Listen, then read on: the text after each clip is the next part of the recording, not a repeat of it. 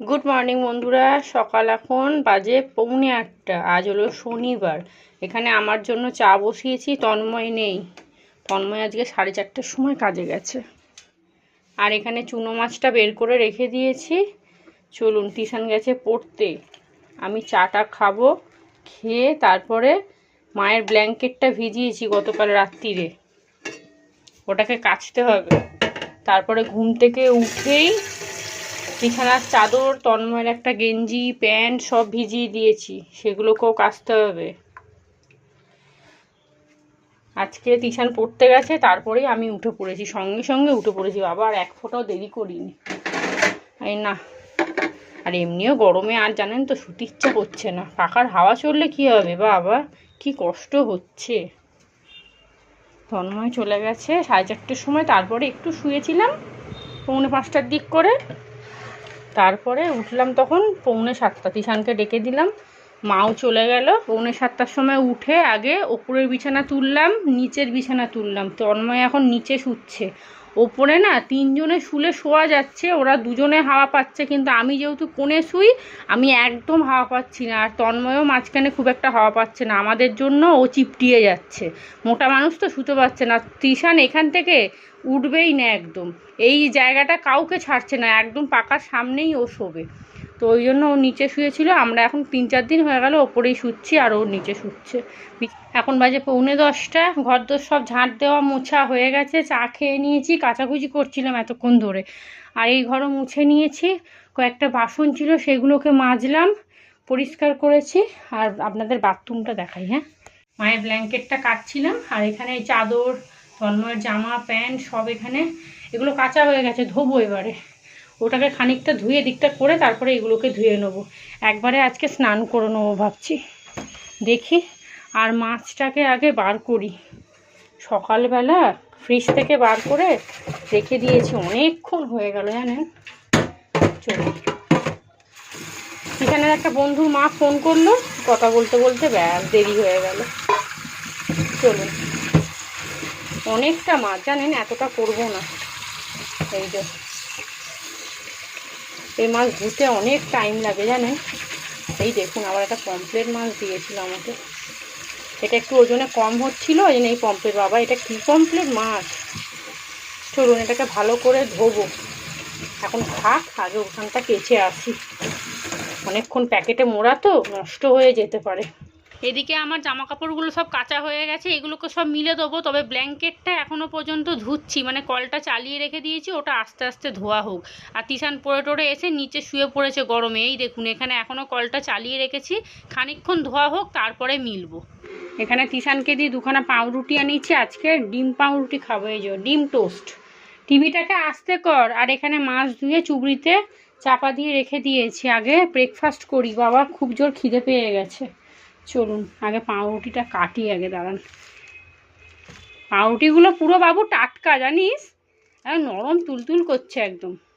চুনো মাছটা সব রকম সবজি দিয়ে করব, আর ডাঁটা আলু পোস্ত করব। গতকাল রাত্রিরে মা ডাঁটা কেটে পোস্ত বেটে দিয়ে গেছে। বড় আর হচ্ছে না দেখছেন। আর আমার ঠাকুমার না শরীরটা ভালো আছে, কিন্তু কিছু খেতে পাচ্ছে না, ওই জন্য আবার হসপিটালে নিয়ে যাবে। আমার বৌদি, ছোট বৌদি আর বড় বৌদি যাবে। এখানে কটা বাসন ছিল, মেজে নিয়েছি বললামই তো, দেখছেন মাথা গেছে। কালকে ওরা 2জনে যাবে। কালকে কি বার? কালকে রোববার, কালকে তো শনিবার। ব্যাস, একটুখানি বাটার দিলে ভালো হতো, কিন্তু আর দিলাম না। আর পেঁয়াজ কাঁচা লঙ্কা কিচ্ছু দিইনি। গতকালে ফুরুলি দিয়ে মুড়ি খেয়েছিলাম, 2খানা কাঁচা লঙ্কা খেয়েছি, আবার রাত্রির বেলা খেয়েছি ভাতের সাথে। ওই জন্য আর কাঁচা লঙ্কাও দেবো না, পেঁয়াজও দেবো না। রান্নাটা চটপট বসিয়ে দিই। তন্ময় সেই 4:30 গেছে, দুপুরে খেতে আসতে পারে মনে হচ্ছে। চলুন, কিষানকে দিয়ে দিই, আমি তারপর করুন। আজকে বিকেলে একবার বেরোতে হবে। এই হলো আজকে আমাদের ব্রেকফাস্ট। এটা কি পাউরুটি? ডিম টোস্ট। ডিম পাউরুটি না, ডিম টোস্ট। এনে আর গেঞ্জিটা কোথায় ফেলেছিস? চুনো মাছের চচ্চড়ি করব। এখানে বেগুন, কুঁদলি, বরবটি, আলু, আর কি আছে?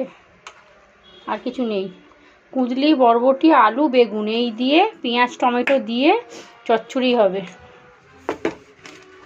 সব কিছু মাখিয়ে নেবো একসাথে, সর্ষের তেল, আদা রসুন বাটা সব দিয়ে দেবো। দিয়ে তারপরে একবারে ঢাকা চাপা দিয়ে আস্তে আস্তে করে নেড়ে চচ্চড়িটা করে নেবো। নামাবার আগে একটু বেশি করে ধনে পাতা দেবো, ব্যাস। চচ্চড়িটা যা সুন্দর হয় না, এই দিয়েই ভাত খাওয়া হয়ে যায়। বললাম না আগের বারে করেছি, তন্ময় কতটা খেয়েছে। একটু তেল মশলা বেশি করে দিলে আনেন তো খেতে বেশ ভালো লাগে, কিন্তু যা গরম পড়েছে না, খুব বেশি তেল দেবো না। পাউরুটিটা খেয়েছি, পেটটা পুরো একদম ভর্তি হয়ে গেছে। চলুন মাছটাও দিয়ে দিই। কড়াটা না একটু গরম করেই নিলাম, এই মাছটাকে তুলে দিই, এটাকে ভাজা করে নেবো। থাক, ব্যাস। আমার শাশুড়ি আবার জানেন এইসব চচ্চড়ি অচ্চড়ি খেতে খুব ভালোবাসে, আমাকে বলছে আমার জন্য একটু রাখবে বেশি করে। চলুন এটার মধ্যে এবার আদা রসুনটা ফ্রিজ থেকে বার করে দিয়ে হলুদ নুন লঙ্কা সব দিয়ে মাখিয়ে চাপা দিয়ে দেবো। এই হলো চুনো মাছের ঝাল। ধনে পাতা দিয়ে দিয়েছি, আর মাছগুলো আজকে না একটু ভেঙে ভেঙে মতো গেছে। যাকগে, যা হয়েছে হয়েছে। চলুন, গতকাল রাত্রিরে একটু ভাত পড়েছিল, এক ফোঁটা একদম, ওটা ফেলে দিতে হবে। আর এখানে ডাঁটা আলু পোস্ত দিয়ে বসিয়ে দিয়েছি। আর এখানে পটল ভাজবো, ওটা তন্ময়ের জন্য। হট করে যদি বলে চুনো মাছের ঝাল খাবো না, তখন গেল। আর ভাতটা এখন একটু বন্ধই করে দিই আমি। চলুন পটলটা ভাজবো, ডাল বসাবো। এই হলো ডাঁটা আলু পোস্ত, এখানে ডাল সেদ্ধ করে নিয়েছি, আর এই হলো পটল ভাজা। আর কয়েকটা বাসন ছিল, সব মেজে নিয়েছি। তো তন্ময় আবার এক্ষুনি চলে এসছে, আসুকে। রান্না হয়নি, ভাতই উগুর করিনি, খেতে কি দেবো। পটলটা ভেজে নিই, ডালটা ফোড়ন দেবো, ব্যাস, তাহলে রান্না হয়ে যাবে। আর এই মাছটাকে একটু ভেজে নেবো। আর এই যে আজকে না পোস্ততে হলুদ কম দিয়েছি। পোস্ত অ্যাকচুয়ালি হলুদ দেয়ই না, কিন্তু আমি একটুখানি দিই, সাদা সাদা তো কেমন খেতে লাগে। এই হলো আমের আচার, এই দেখুন। বললাম না ঠান্ডা হতে পুরো সুন্দর একদম শুকনো হয়ে গেছে। শুকনো শুকনোই খেতে বেশি ভালো লাগে। কিষানকে দেবো দুখানা। কালকে রোদে পুড়ে আমাকে গুড় এনে দিয়েছে এই আচার খাবে বলে। ভাত হয়ে গেছে, উবুর করে দিই।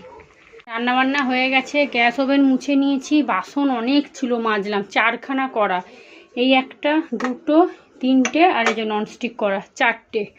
আর এই শুধু ফ্যানের গামলাটা আছে, ওটা পরে মাজবো। তন্ময়কে আগে খেতে দিয়ে দিই। কী রান্নাবান্না করেছি আপনাদের একবার দেখিয়ে দিই। হ্যাঁ, এখানে হাঁড়িতে ভাত আছে, বাবা গরম একবারে।